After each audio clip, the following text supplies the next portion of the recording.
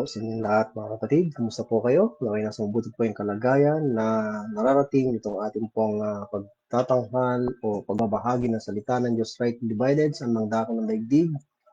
Good morning po sa mga nasa west side ng ating mundo.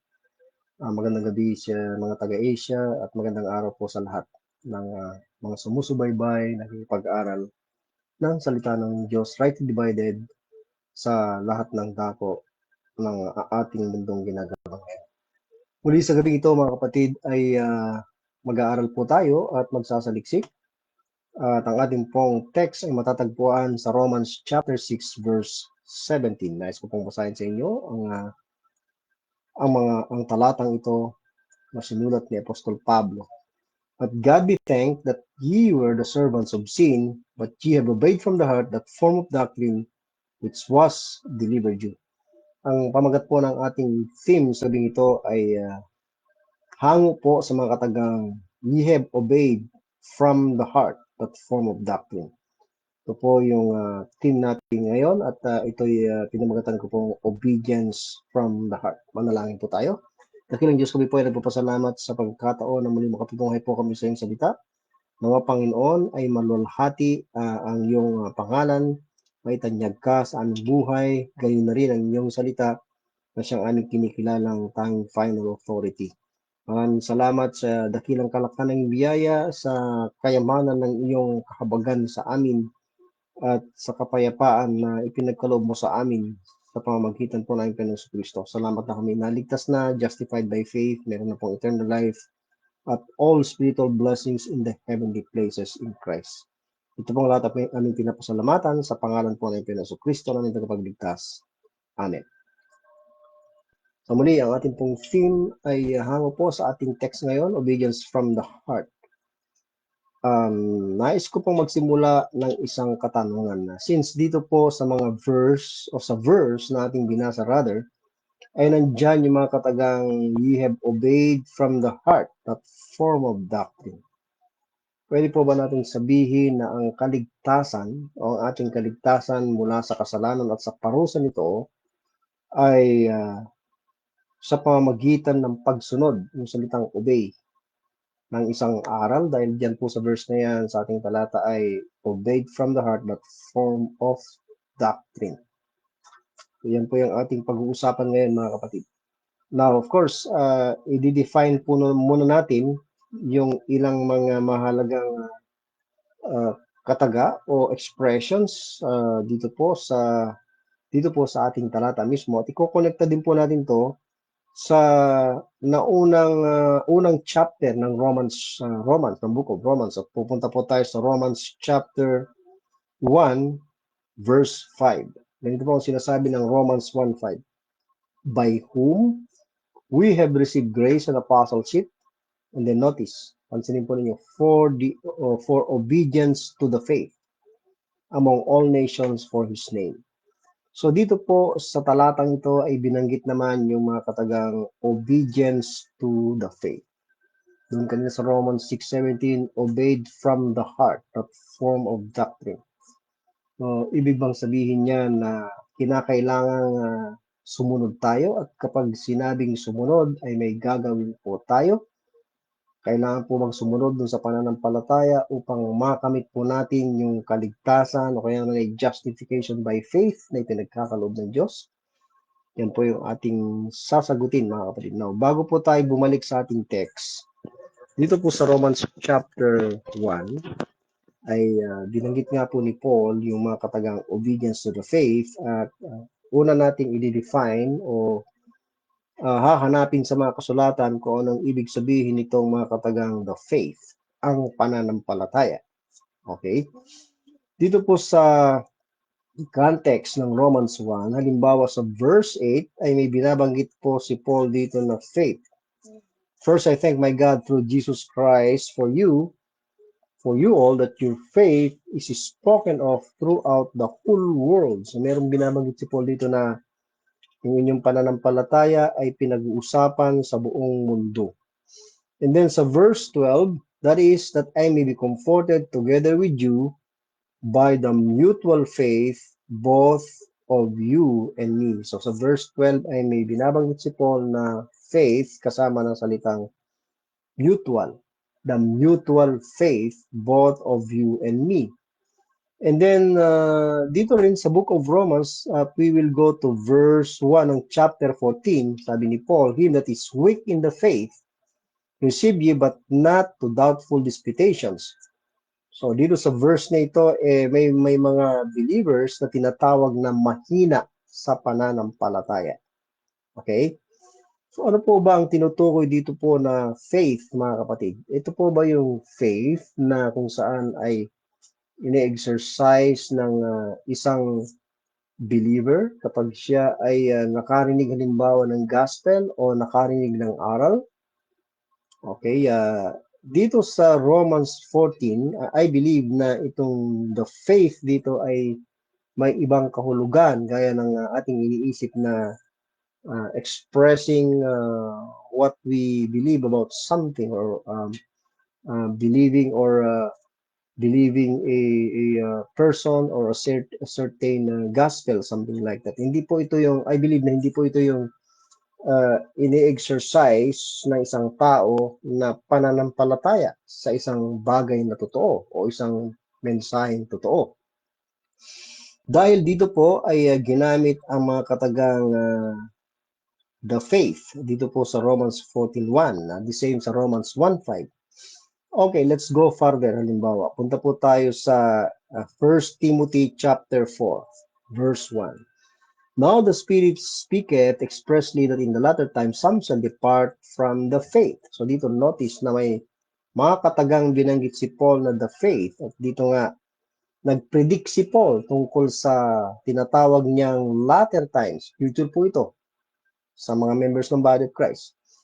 Ang ilan ay lilisan, aalis mula sa pananampalataya. At kapag sila lumisan mula sa pananampalataya, makikinig po sila sa mga mapandayang mga espiritu at doktrina ng mga dyablo. Notice dito sa verse na ito na ang the faith ay tinapatan ng tinatawag na doctrines of devils. So, ito pong the faith dito ay obviously doctrine, the doctrine. Okay, halimbawa sa verse 16 ng last verse ng 1 Timothy 4. Take heed unto thyself, sabi ni Paul kay Timothy, and unto the doctrine. Exactly the same dun sa mga expression na the faith, sa expression of the faith. Departure from the faith. Kaya nga sabi ni Paul, take heed unto thyself and unto the doctrine, that is the faith.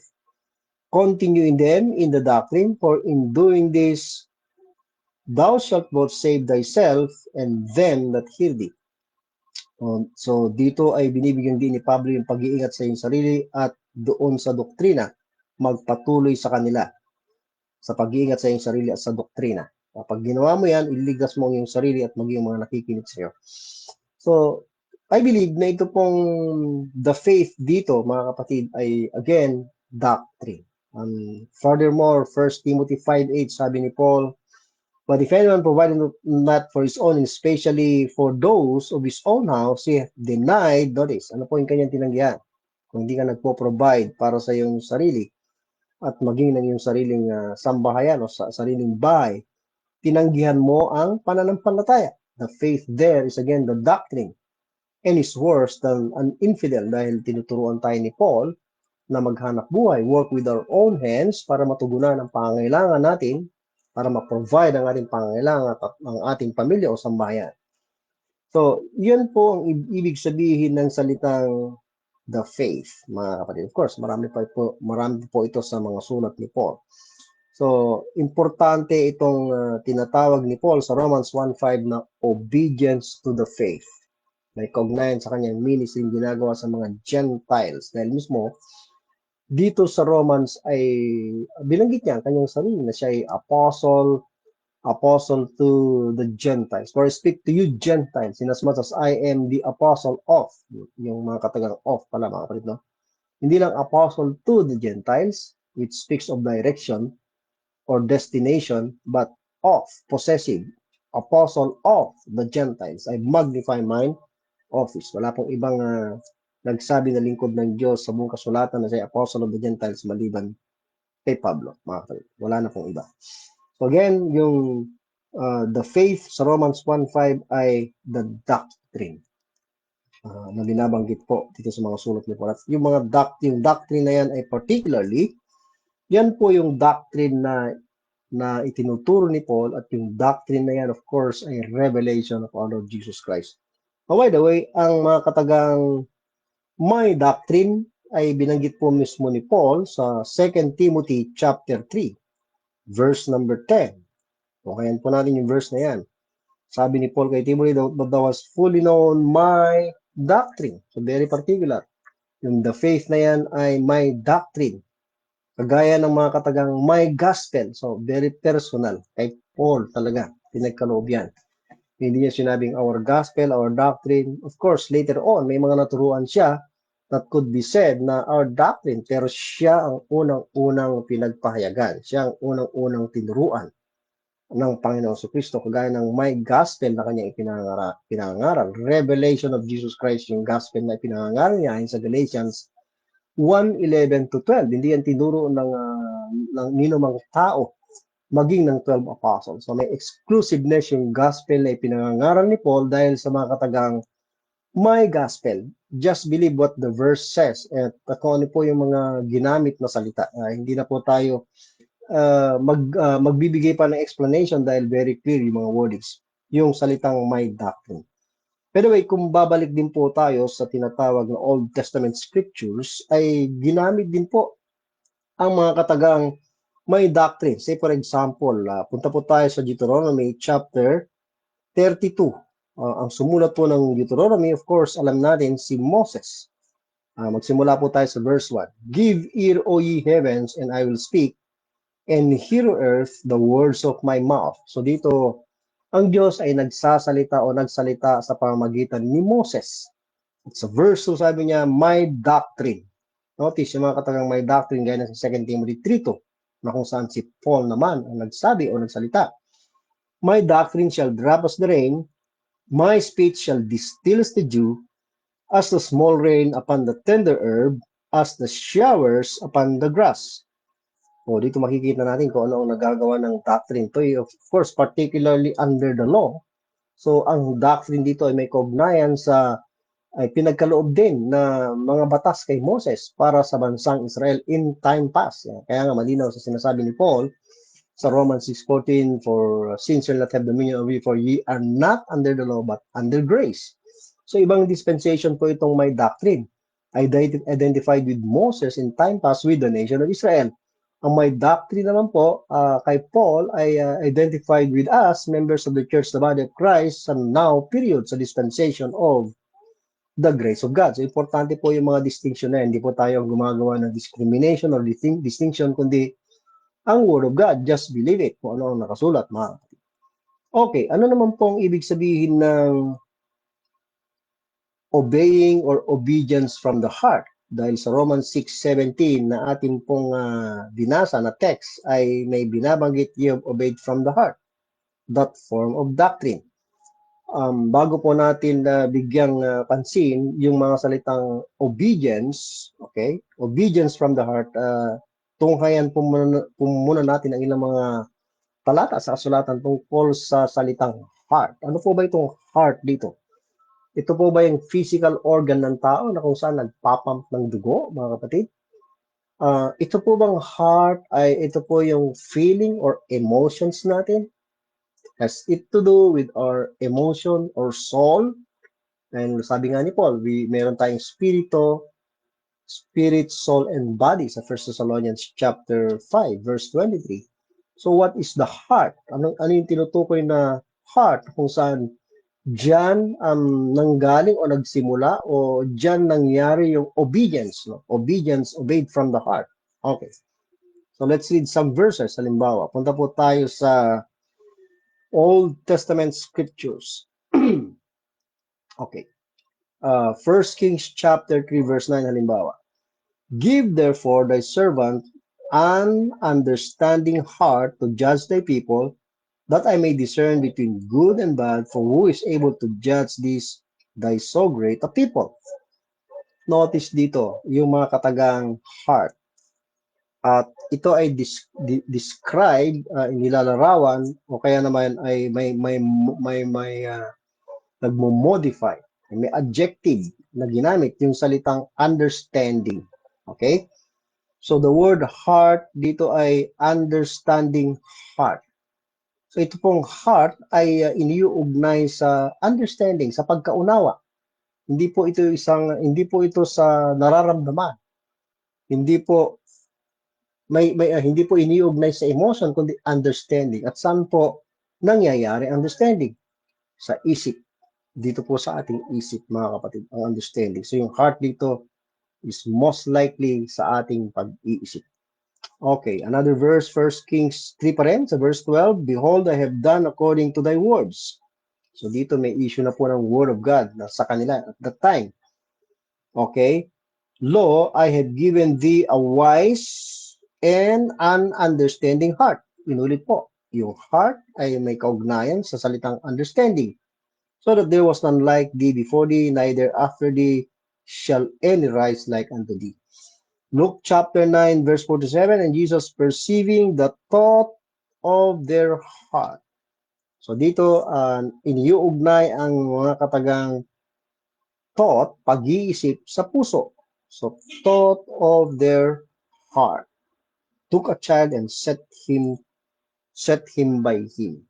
So again, ang word na heart ay associated with understanding. Ang word na heart dito sa mga verse na ito ay yung thought, yung pag-iisip. Then turn to Romans chapter 10 verse 9 and 10, that if thou shalt confess with thy mouth the Lord Jesus and shall believe in thine heart, notice, that God hath raised him from the dead, thou shalt be saved. Then let's go further to verse 10. For with the heart man believeth unto righteousness, and with the mouth confession is made unto salvation. So notice dito na ang pananampalataya ay sa puso.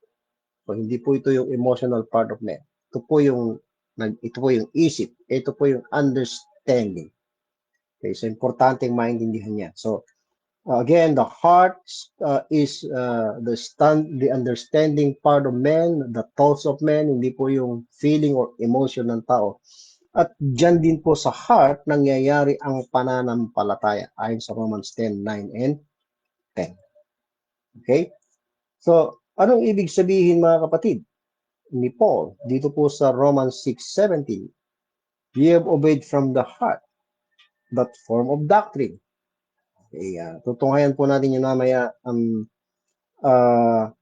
Let's move further. Okay? Now, sa 2 Thessalonians chapter 1 verse 8, ito po ay may kugnayan sa second coming of our Lord Jesus Christ. Sa pagparito ng Panginoong Kristo with mighty angels, mga kapatid, from heaven, sabi dito, in flaming fire, taking vengeance, magiganti ang Panginoon, kanino? On them that know not God. So, hindi po tayo kasali dyan, mga unbelievers.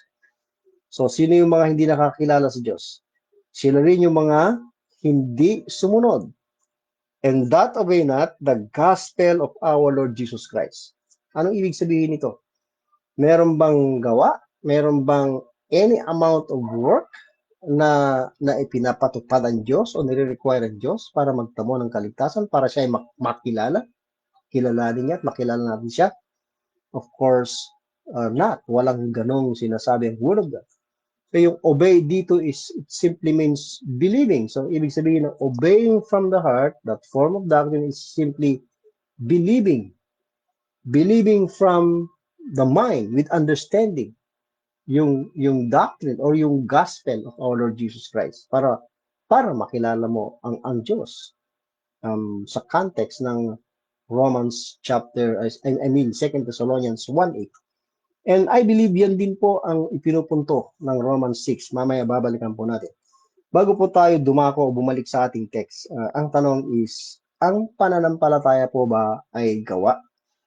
May mga paniniwala po, halimbawa, na ang isang tao na makasalanan ay wala siya totally kakayahang sumampalataya sa Diyos. May mga ganun pong paniniwala. wala siyang kakayahang sumampalataya. Okay? At meron ding paniniwala na ang pananampalataya ay isang gawa, isang aksyon na gagawin ng isang tao para magkamit ng kaligtasan o righteousness, something like that. Okay? Pero ano ba ang sinasabi ng mga kasulatan?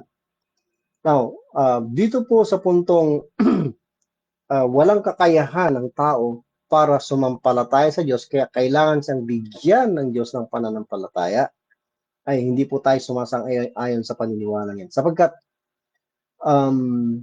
bagamat tayo ay makasalanan, patay in the sight of God spiritually, ayon naman sa Word of God, halimbawa, Romans 1:16, sabi ni Paul, "For I am not ashamed of the gospel of Christ, for it is the power of God unto salvation." Notice na yung gospel of Christ, yun yung kapangyarihan ng Diyos or the power of God sa pagliligtas tungo sa kaligtasan. Then notice, to everyone that believeth, to the Jew first and also to the Greek. So, ang isang tao kahit na siya ay patay sa kasalanan, kapag narinig niya ang gospel of Christ o yung sacrificial work of Christ at Calvary, that Christ died for him, that Christ redeemed us through His blood, may forgiveness of sins, at ang taong yung sumampalataya, that's the power of God to save anyone who believes. Yan po ang sinasabi ng verse. So yes, dead in sin, but he could be quickened. Pwede siyang buhayin ng kapangyarihan ng gospel of Christ kapag siya ay sumampalataya. Mananatili lang siyang patay kapag hindi po siya sumampalataya. So, yan ang nagagawa ng Word of God. Meron siyang kapangyarihan to work in the mind of the person. At kapag yung taong yon naintindihan at sumampalataya, he believe in his heart, the gospel, that Christ died for him, that Christ shed his blood, he will be quickened. Siya'y mabubuhay, magkakaroon siya ng buhay spiritually, magkakaroon siya ng eternal life, salvation. Yun po ang sinasabi ng Word of God. So, I don't believe na ang pananampalataya ay isang regalo ng Diyos. Okay? May mga interpretations sa Ephesians 2:8, halimbawa na, "For by grace are you saved through faith, and that not of yourselves, it is the gift of God." They say that faith is the gift of God in that text. But I believe clearly na ang gift of God doon ay ang salvation. Ang issue ay salvation.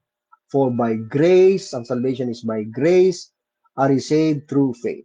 Through faith. And that not of yourselves. Ang salvation is not of yourselves. Ang salvation is gift of God, hindi po yung faith. Dahil ang faith, sabi ng Romans 10:17, faith cometh by hearing and hearing by the Word of God. Kapag isang taong hindi ligtas, narinig niya ang gospel of salvation, Ephesians 1:13. Naintindihan niya kung ano ibig sabihin ng ginawa ni Kristo, ng kamatayan ni Kristo, ng dugo ni Kristo na nabuhos para sa kanya, para sa katubusan at kapatawaran ng kanyang kasalanan, at nagtiwala, naniwala, no? He or she trusted Christ. Okay, yung sacrificial work of Christ. O si Kristo mismo, mga kapatid. Hindi pwedeng iwala yon. You trust the person, you trust His work. If you trust His work, you trust the person. Inseparable yun, mga kapatid. So, kapag yun ay nangyari sa isang mananampalataya, ay ibig sabihin nun ang salita ng Diyos lumikha sa kanyang isip, sa kanyang puso. I will just use the word heart dahil yun ang ginamit sa text natin. Lilikha yun ng faith. Ang Word of God, ang gospel of salvation, lilikha ng faith doon sa puso o sa isip ng isang tao. At yung faith na yun, dahil sa faith na yun, magtatamo siya ng kaligtasan. For by grace are saved through faith. Sa Ephesians 1:13, ang unang pangyayari ayon sa verse na yon, no? Kung halimbawa i-order natin, may order po yung paraan para ikaw ay maligtas, makinig ka muna o makakarinig ka muna. After that ye heard the word of truth, sabi nga ni Paul doon, the gospel of your salvation. And then sabi niya, after that ye believe. So nakarinig, and then after that ye believe, nag-respond siya by faith or in faith doon po sa gospel of salvation. Then ang next step doon ay hearing, believing, and then sealing. Sealed with the Holy Spirit of promise.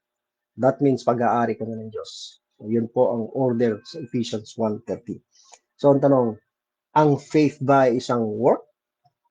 Well, clearly sa Word of God, hindi po yan, hindi po totoo ng isang na ang pananampalataya ay isang gawa. Halimbawa, Romans chapter 4, verse 5, ang context dito is justification by faith without works. No? Justification by faith tungo sa buhay na walang hanggan, nang walang nire-require na gawa.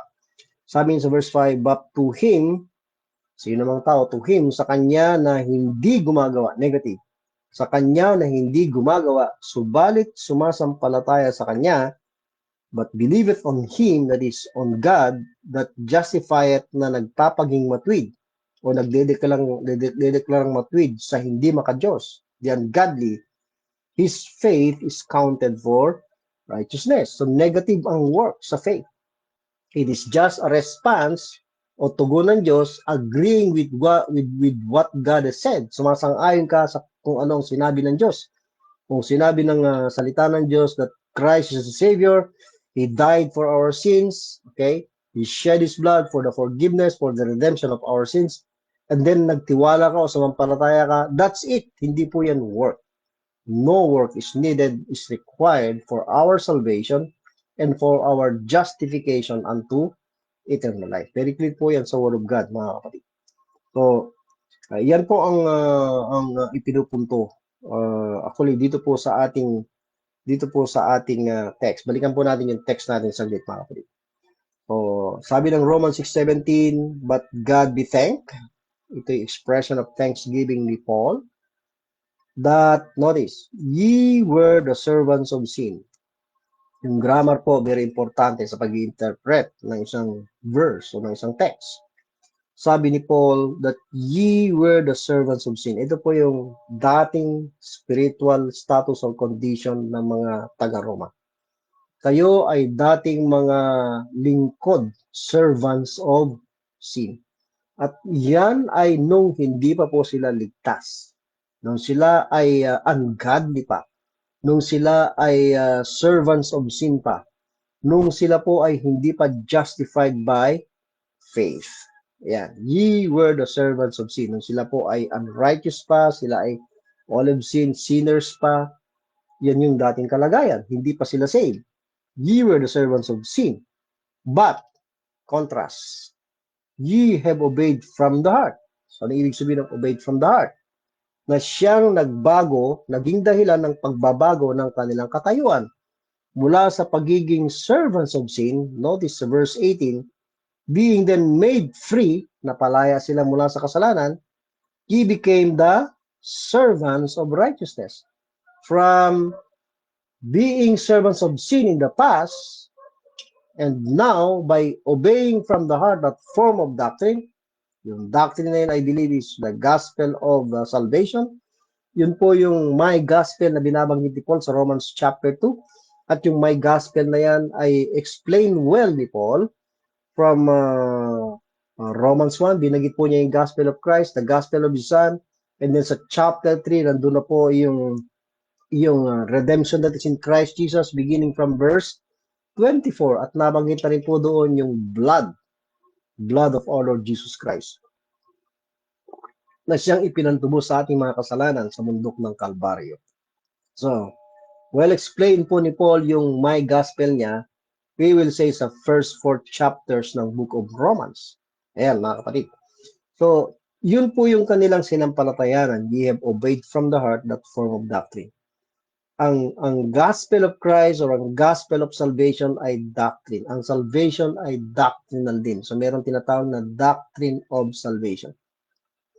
Yung si Kristo ay namatay dahil sa ating kasalanan, mahalagang doktrina yan ng kasulatan, lalo na kay Pablo. Na yung dugo ng Panginoon sa Kristo ay ipinatubos sa ating kasalanan. Ilang beses binanggit ni Paul yan sa kanyang mga sulat. Yung kahalagahan ng dugo para sa katubusan ng ating kasalanan, para sa kapatawaran, at para sa pagpapaging matwid natin. Yung mga katagang justified by His blood, makikita po yan doon sa Romans 5:9. Romans 3:24, being justified freely by His grace through the redemption that is in Christ Jesus. Nako? Yun po yung sinasabi ng Romans 3:24. So, justified freely by His grace through the redemption. So yung redemption is always by blood. Ayon sa Ephesians 1:7, Colossians 1:14. Importante po ang blood. Sa Ephesians 2:13, we were made nigh by the blood of Christ. Tayo mga Gentiles ngayon sa present dispensation of the grace of God. So, wala pong kailangang gawin para magbago yung kalagayan ng isang believer mula sa pagiging servants of sin in the past, nung unsaved pa siya, to becoming the servants of righteousness. Wala po tayong magagawa. Wala tayong contribution. We don't have the ability to change our spiritual condition in the sight of God. May kapangyarihan lang na gumawa niya na yan, Diyos, through the power of the gospel of salvation, through the finished work of Christ at Calvary na ating pinaniwalaan, mga kapatid. O sana nasundan po natin yung puntong yan, mga kapatid. So, napakalaking pagbabago ang nangyari nung tayo po ay nanampalataya. So, yung mga katagang obedience to the faith, maging sa Romans chapter 1 verse 5 ay it simply means believing the faith or the doctrine, or if we will say the gospel in this context sa book of Romans, issue din po ang Paul's my gospel. So, yung apostleship ni na Paul ay may kaugnayan doon po sa obedience to the faith. Yung form of doctrine, yung doctrine of salvation, yung my gospel ni Paul, na kung sasampalatayan, marinig at sasampalatayan ng sino mang tao, siya po ay tiyak na magkakaroon ng kaligtasan, magkakaroon ng freedom from sin. Hindi lang mababayaran yung kanyang kasalanan, mapapatawad, kundi freed from sin. Halimbawa, balikan po natin ang Romans chapter 6. Ano po? Halimbawa, verse 7. Sabi po ni Paul dito, Romans 6:7, for he that is dead, dahil dead to sin tayo, ayon sa Romans 6:2 and 3, no? Okay, wala na tayong relation whatsoever or at all sa kasalanan. Wala na po yan dahil freed from sin na po tayo. So, hindi na tayo dapat namumuhay sa kasalanan dahil freed, malaya na tayo mula sa kasalanan. Okay?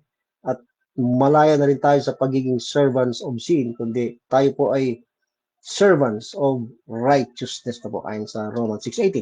He that is freed from sin he that is dead from sin is freed from sin.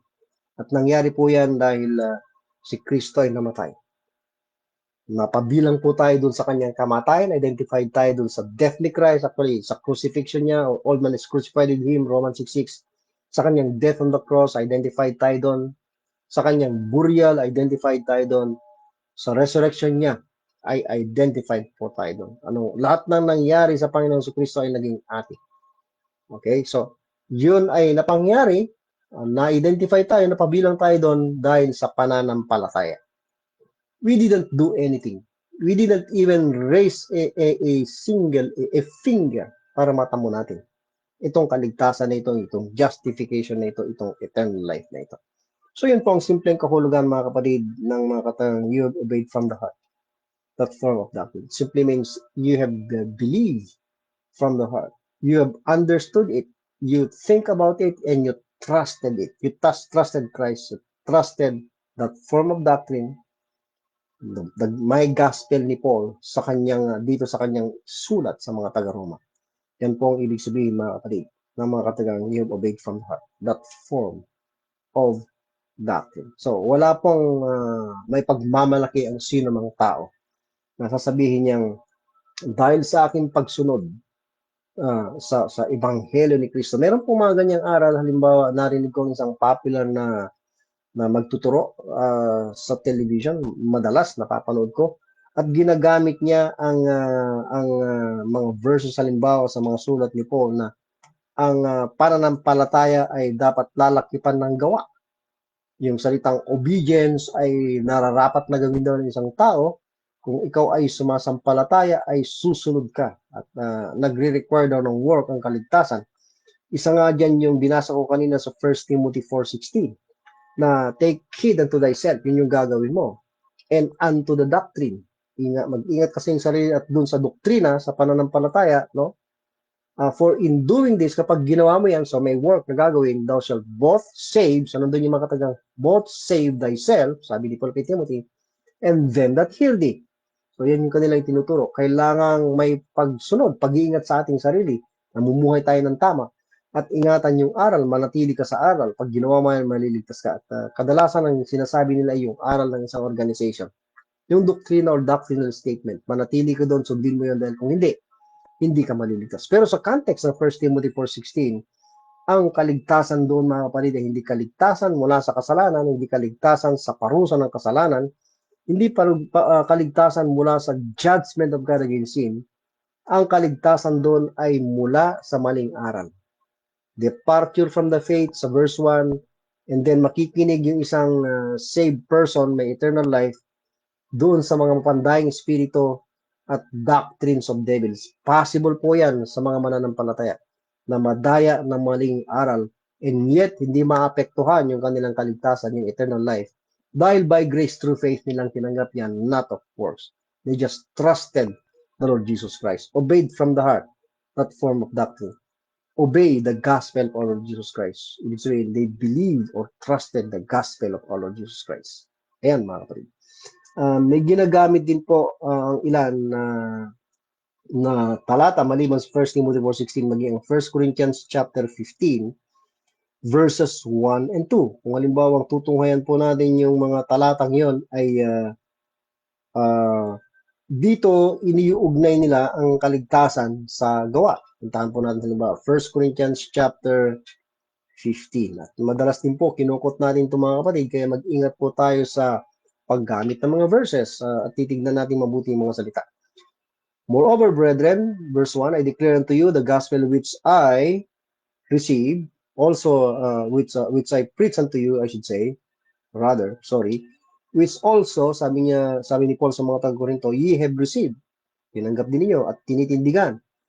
By which is referring to the gospel sa verse 1, ye are saved, notice yung salitang mga katagang ye are saved, then if, may condition, if you keep in memory that which I preach unto you, unless you have believed in vain. So ito'y ginamit mismo ng isang popular na tele-evangelist mga kapatid. At dito ay binigyang diin niya yung mga katagang if you keep in memory. Panatilihin sa iyong alaala yung gospel o yung aral. Magpatuloy ka, ikukunik niya sa 1 Timothy 4:16. Pag ginawa mo yan ay maliligtas ka. So that is not what this verse is saying, mga kapatid. Hindi po ito yung appropriate na kung if you will allow me, mga kapatid, dahil ito'y very popular sa karamihan ng mga right dividers. No? Think about it. Ibang issue ng salvation ang pinag-uusapan dito. Dahil may condition, if we keep in memory. Ang salvation natin has no condition. Wala pong alinmang kondisyon na ibinibigay o inilalatag ang kasulatan ay tinuturo ni Paul para magtamo ng kaligtasan. Just believing from the heart, understanding it from the heart, from the mind, then trusting Christ. Yun pong ibig sabihin. Wala nang idadagdag. Okay? Importante ba kapatid na pag nagsishare po tayo ng kaligtasan na ipauunawa yung lahat ng detalye ng preaching of the cross, dahil yun ang power of God unto salvation. To them that perish foolishness yan, but unto us which are saved, it is the power of God. 1 Corinthians 1:18. So dapat hindi po natin hinahaluan ng alinmang emotion. A person cannot be saved by feeling anything, by showing emotions. Deceiving po yan mga kapatid. Pag nag-aaral tayo ng Word of God, dapat umiiral yung ating spirit. Yung understanding is to do with the spirit. Yung understanding is to do with the heart. At yung heart na yun ay, I believe, equivalent din or equal din o kapareho din ng salitang spirit. So doon umiiral ang Word of God. Kaya ipaliliwanag nating mabuti ang ebanghelyo ng kaligtasan sa alinman o sa sinumang nasishare natin. Maaaring hindi niya naintindihan sa unang pagkakataon, ikalawa, ikatlo, o kaya naman sa ikaapat. Meron din namang sa isang iglap o sa isang sharing lang, pagbabahagi, naintindihan. Hindi pare-pareho ang response ng tao. But we should make it sure, no? Make it plain, make it clear kapag nag-present po tayo ng gospel sa mga hindi pa po ligtas. Yun po yung dapat na pinag-iingatan natin mga kapatid. So, kaibigan, kapatid, kamag-anak, kung ikaw ay hindi pa nakatitiyak ng iyong kaligtasan, Hindi po mahirap intindihin ang ebanghelyo na nagdudulot o nagbibigay ng kaligtasan. Very clear sa Word of God. Hindi mo po kailangang sumanib sa isang religion. Hindi mo kailangang magtiwala sa isang organization na nangangako ng kaligtasan. Gaano man yan kalaki, gaano man ka-worldwide or international, gaano man kalaki ang membership niyan, hindi po doon nakikita. Hindi po yan ang sukatan ng katotohanan para masabing totoo ang isang grupo o reliyon. Ang totoong magsasabi sa atin ng katotohanan tungkol sa kaligtasan ay mismong salita ng Diyos. At meron po tayong apostol na tinawag ng Diyos sa kasalukuyang dispensation. At siya ang tumanggap ng my gospel. Siya ang tumanggap ng buong kapahayagan, full explanation or revelation of the preaching of the cross. Wala po akong nakitang nagbigay ng mas detalyadong paglilinaw. Yung mystery of the gospel ay inihayag po yan kay Paul. May maraming detalye ng preaching of the cross ang inihayag kay Paul na wala sa ibang kasulatan. I believe na ang preaching of the cross ay makikita sa Romans, 1 Corinthians 1, 17 to 18, kagaya ng sa Romans 1:16. Yung gospel doon po sa 1 Corinthians 15, 3 to 4 ay according to the scriptures. At I believe na yung issue doon ay yung resurrection, mga kapatid. So pag nag-preach po tayo ng gospel, plainly yung cross of Christ. Kung paano ipinaliwanag ni Paul, kung paano ipinangaral ni Paul. Emphasizing yung death, yung blood. Sa book of Romans, meron yung mga elements na yung paliwanag ni Paul tungkol sa kanyang gospel. Romans 5:8, Christ died for us. Romans 5:6, Christ died. Romans 5:10, the death of his son. Romans 5:9, by his blood, justified by his blood. Then sa Romans 4 verse 25, Christ was raised, the Lord Jesus Christ was raised for our justification. So why not use the book of Romans in presenting the gospel? Walang condition, just believing or trusting Christ. Hindi lang kagaya sa 1 Corinthians 15 na may if you keep in memory. And by the way, Paul is talking to the believers at Corinth na may salvation na. Kung you go back to chapter 1, may perfect salvation and perfect position na sila in Christ. One of the major problems of the Corinthians is that may nagtuturo sa kanila na walang resurrection of the dead. So, binigyang pansin ni Paul yung problema na yan by writing 1 Corinthians. Doon sa chapter 15 na yan, yung issue ng resurrection ay tinalakay niya. Ang emphasis doon ay resurrection. Kung sila ay mananatili sa aral na yan, maniniwala na ng Panginoong Kristo ay nabuhay mula sa mga patay, they will not be deceived by those who are saying that there is no resurrection of the dead. Napakahalaga ng resurrection of Christ para sa ating mga mananampalataya.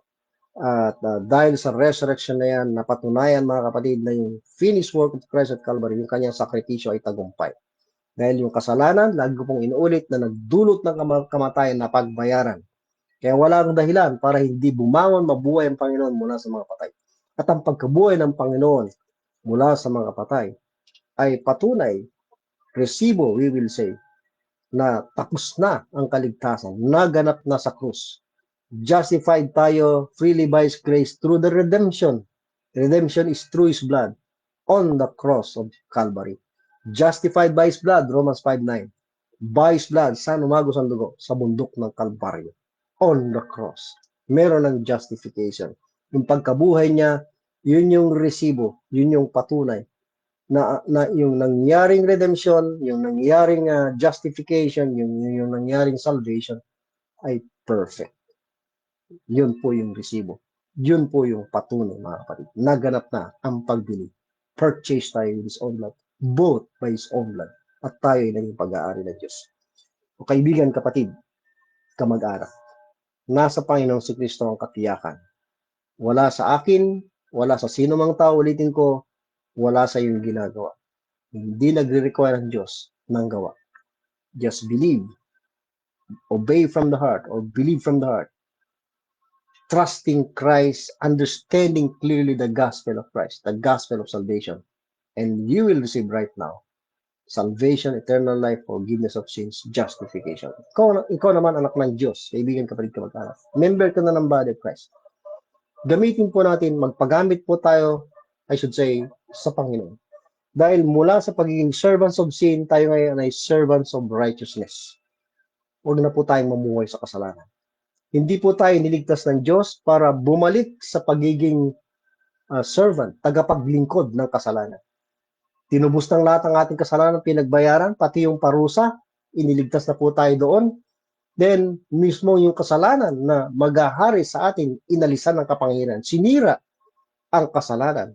Yung old man was crucified with him. Why go back to sin if we are already freed from sin? If we are already servants of righteousness, not of sin, bakit tayo babalik sa kasalanan? Huwag po natin gawing lisensya, kaibigan, kapatid, kamag-anak, ang ating kaligtasan. Kinalulungkot kong sabihin na yung mga believers na dahil ako'y ligtas na by grace through faith, hindi sa gawa, malaya na akong gawin ang gusto ko, hindi mawawala ang kasalanan. Hindi po yan ang tinuturo ng salita ng Diyos. Very clear, gusto ng Diyos na maintindihan natin, true po, na wala ka na sa kalagayan niyo. Ikaw ngayon ay lingkod na ng katwiran. Ikaw ngayon ay lingkod na ng Diyos. Hindi ka na pag-aari ng kasalanan, pag-aari ka na ng Diyos. Binili ka na at tinubos ka na ng mahal na dugo ng ating Panginoon Kristo. Serve Him, then tell people, your relatives, your friends, about the Savior who died, about the Savior who shed His blood, nagpadanak ng kanyang dugo upang sila ay magtamo ng kaligtasan. Magpagamit po tayo. Huwag po nating sarilinin ang kaligtasang ating tinanggap. At pagkatapos mong maintindihan itong mahalagang doktrina na ito, dahil sinasabi nga ni Paul, no, madalas kong kinukot, all scripture is given by inspiration of God and is profitable, number 1, for doctrine. Pati yung kaligtasan, doctrine yan. Profitable for doctrine. Sa mga sulat ni Paul, maliwanag ang doctrine of salvation. Yung may gospel. At yung may doctrine din, para mag-grow tayo sa ating pananampalataya. Para mag-grow po tayo sa kaalaman ng kalooban ng Diyos. Ngayong dispensation of the grace of God, particularly. Para alam natin kung ano ang gagawin natin sa pamuhay po natin bilang mga anak ng Diyos, bilang mga kasapi ng kanyang katawan. Sayang ang inyong buhay, sayang ang ating buhay, kaibigan, kapatid, kung magpapagamit po tayo sa mundo. Magpapagamit po tayo sa kasalanan. Magpapagamit po tayo sa laman. Hindi po yan ang tinuturo ng biyaya ng Diyos sa ating buhay. Pagkatapos ng Diyos na tayo po iligtas, hanguin. Nawa, huwag po natin sayangin ang ating maikling buhay. Lahat po nawa ng ating pinaplano sa buhay, iniisip gawin, ano man yung ating ambisyon, hindi po dapat mawawala, mahihiwalay kung sino tayo kay Kristo. Kung ano yung kalagayan natin ngayon, ikaw ay ligtas na tayo ay ligtas na. Kung ano yung sinasabi ng mga kasulatan tungkol sa ating all spiritual blessings in heavenly places in Christ. Doon po dapat umiikot, umiinog ang ating buhay. Doon po dapat nag-ooperate ang ating buhay para hindi po sayang yung pansamantalang pagtira po natin sa daigdig na ito. Lilisan at lilisan tayo. Maikli ang buhay sa mundo at pwedeng dumating ang kamatayan anytime. Huwag mong sayangin, kaibigan, kapatid, ng iyong buhay. Ikaw na ngayon ay anak ng Diyos. Keep studying the word of truth, rightly dividing, keep knowing the truth, and believe. Dito na po papasok yung ating pamumuhay. Yung sinasabi ni Paul na work out your own salvation. What? Salvation from living a life that is not in accord with God's will. Kung ikaw ay anak ng Diyos, ibang issue naman po yung work out your own salvation. Yung salvation na yan ay i-work out mo. Hindi po yung salvation from sin. Hindi po yung salvation from the punishment of sin. Ibang uri po ng salvation. So be careful na kapag nagbasa ka ng Word of God, don't right away think of salvation as salvation from sin and its punishment in hell and in the lake of fire. Hindi po lahat ng word of salvation or issue ng salvation sa sulat ni Paul ay salvation from eternal punishment, mga kapatid. Pag salvation from sin and eternal punishment, wala pong work. Pero salvation from false doctrine, salvation from the power of sin, salvation from bad conduct or evil conduct, yun ay may kasamang work at yung work na yon ay makikita sa buhay mo because you are believing the doctrine for people who are in Christ. You are believing the doctrine na kung saan ay dinisign ng Diyos para makapamuhay tayo ng banal. Kung yun po ay nangyayari sa ating buhay, magre-resulta sa reward. So, ang Word of God nagtuturo sa mga believer na magtatamo ng reward sa mga believer na namumuhay ayon sa doctrine. So, huwag nating confuse yung obeying from the heart, doctrine of salvation, dun po sa obedience of faith na binanggit sa Romans 16:25. Siguro sa susunod, yan po yung ating tatalakayin. Pagkatapos na ikaw ay sumampalataya, meron kang aral na dapat matutunan at paniniwalaan mo yon para may sa pamuhay, mag-manifest sa buhay mo ang Panginoon Kristo. Ang Diyos kumilos sa iyong buhay. It is God which worketh in you, both to will and to do of His grace, of His good will, of His good pleasure rather, para may work out mo, para lalabas, tilitaw, mamanifest sa iyong buhay. Yung sound doctrine, yung aral ng biyaya ngayong dispensation.